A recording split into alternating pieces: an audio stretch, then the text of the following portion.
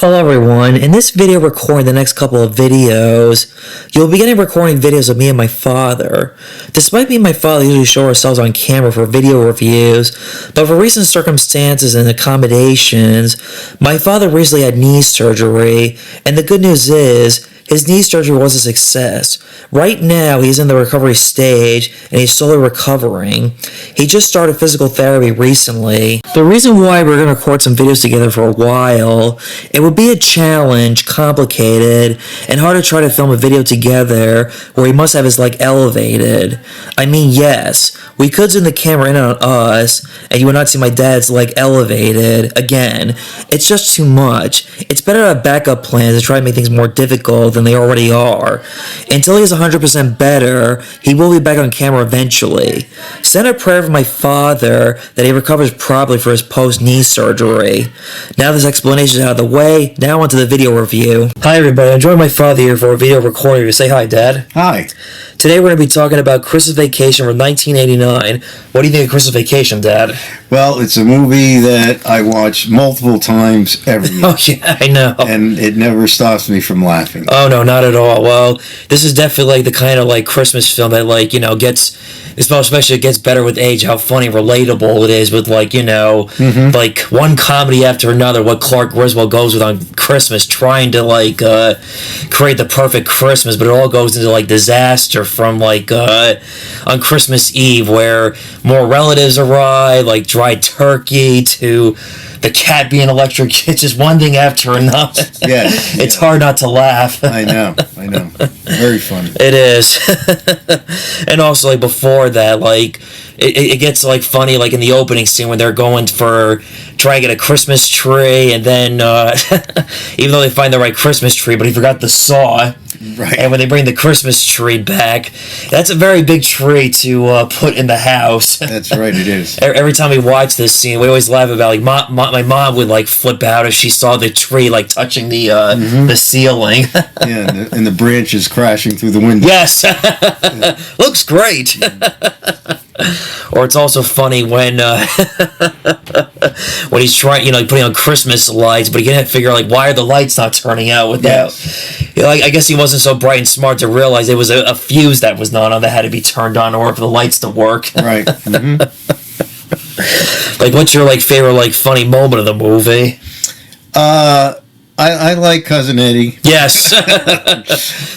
You know, I like when he first shows up and he introduces his family. Right. And the dog. Snots. And when they go skiing, he right. talks about his injury to his head. I think he's very funny. Or especially describing how, like, the son had some kind of lip fungus that was going around, and Mary Sue's, like, eyes were crossed, and she gets kicked by a mule. I don't know, I get excited. And we met Cousin Eddie. Yes. Yes. That's another reason why I wanted to do this. After meeting Cousin Eddie, let's talk about one of his movies and talk about the experience meeting. I have to say, he was really a nice guy. Yes, he was very funny. He was very friendly. He was very presentable and very generous of answering questions that we had because, and of course, definitely flattered to hear that we watched this every Christmas multiple times because my mom, my sister loved this movie. And besides this movie, we also asked him about The Last Duel and the Last Picture Show. What was your question to him again? The Last Detail. Oh, I'm sorry. Last Detail was Jack Nicholson. That was actually his second movie. I thought it was his first. Right. His first was The Last Picture Show. Right.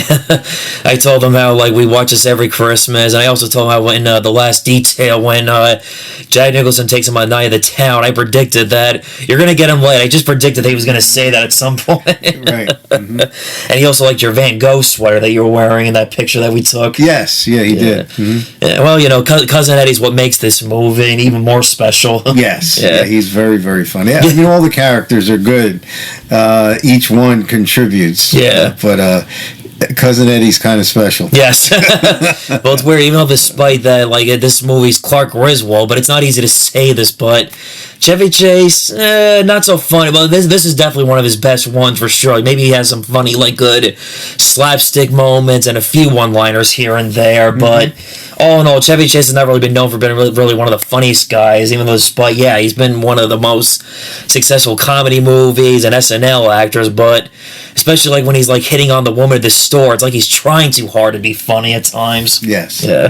But it is funny, though, like when after the disaster, his in-laws wanted to leave, and he goes, no one's walking this whole family Christmas. No, we're all this together. We're going to press on. Have the happiest Christmas. Big project. Detective and Danny Blankenship. Yeah.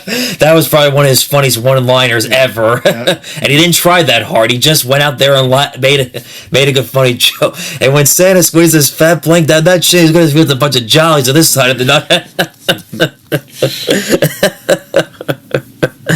And it's also like funny too how he wanted a Christmas bonus that he was expecting, that way he could put in it for a swimming pool, but instead he got a 1 year Jolly of the Month club. Yes. And as we always point out, that scene was inspired from It's a Wonderful Life, but as a comedy. Right. When he's like ranting about how much he dislikes his boss, and and he gets his Christmas wish, but not what he really expected, though, from Cousin Eddie to kidnap his boss and try to talk some sense into him.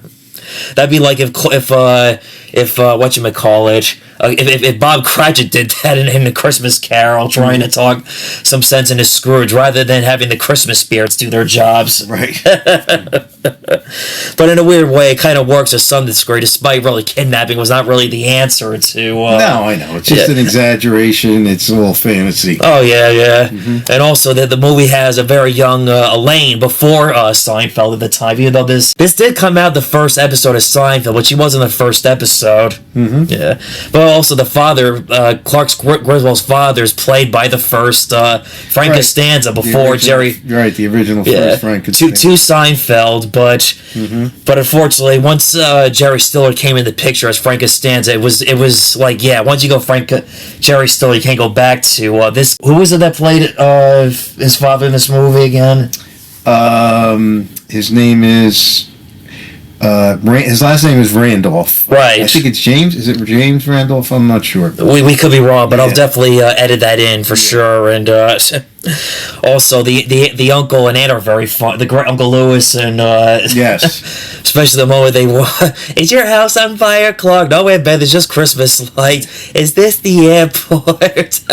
And I never would have realized that was Betty Boop, the voice of Betty Boop. Voice of Betty Boop. Yep. Right. I highly doubt anybody who watches would even know that today. Like that was the Probably original. Not. Yeah. From the original cartoons. Yes. Well, William Hickey's funny as they did not move into a new house. Right into the living room, get my stogies. And he burns down the tree. Whoa, what'd you do to my trees? Oh, what's your problem? It's also funny when after, the tree burns out, he tries to get a replacement.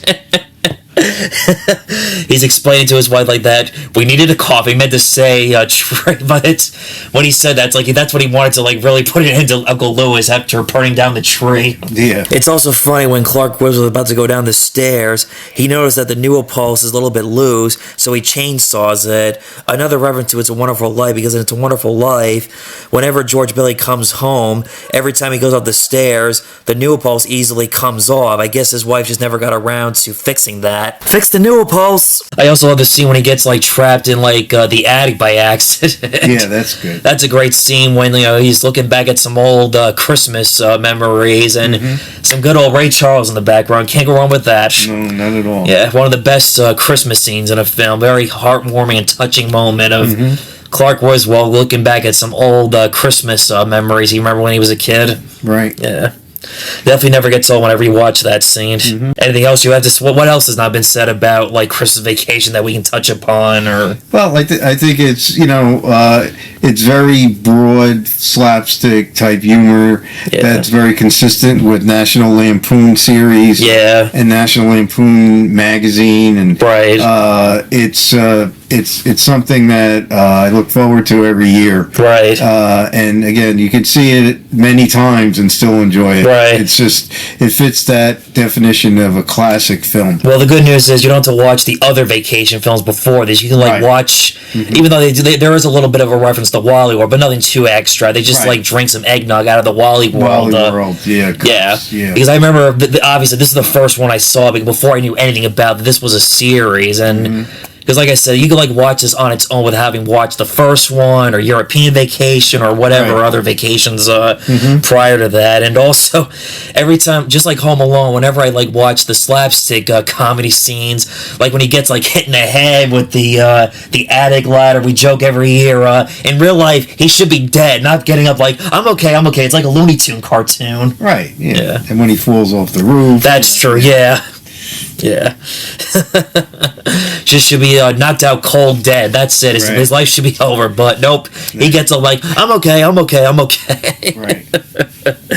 And but like after that, like when he's like trying to hide Christmas presents, it's funny when he finds an old like Mother's Day gift. Like the funny thing behind that is like we've all been there before, finding an old gift. Like, oh, now I know where I left that gift for so and so X amount of years ago. Is right where you expected and forgot about. Yeah, that's what makes it funny. Like so this is like the film. Like I said, it gets better with age when you can relate to it. Yeah, mine is the crazy slapstick stuff. Right. Because we can all relate how hard it is to try to, give, well, I mean, not all the Christmas I had were perfect, but there's definitely not one bad Christmas I can think I would not trade that I had as a kid growing up for sure. Yeah. Yes. Yeah. I don't know, again, like, what else has not been said about this film has been said, it's been done alright. It's harder, like, it's like we've already covered everything about how, well, the main thing is that you go out and watch it. Yes. Watch it streamed, or if you have the Blu-ray or DVD, take a look at it, because even if it's your first time, it's worth looking at, because the odds are you'll like it. Right. I guess also one more thing to add, I like how he gives cousin Eddie's kids a nice Christmas because they're broke. He doesn't have a job. That's right. Clark has a big heart. Yes, exactly. Yeah. It wasn't for charity. He was really just being a good cousin to them, wanting to. And with his Christmas bonus, he didn't want to spend it on himself. He wanted to get a swimming pool so his whole family could enjoy. Exactly. It was the whole family. The whole family gathering. It wasn't just for him; it was for everybody. That was, yeah. Whatever he got last year, 50 or so, I forget how much his boss gives. If you get the point. Yeah. Yeah. It's also funny. Oh yeah, my cousin. One morning he just wakes up. They're all having breakfast, and the family's all like screaming and arguing. He looks outside the window, and apparently he was checking the shitter was full. That's an elite. Yeah.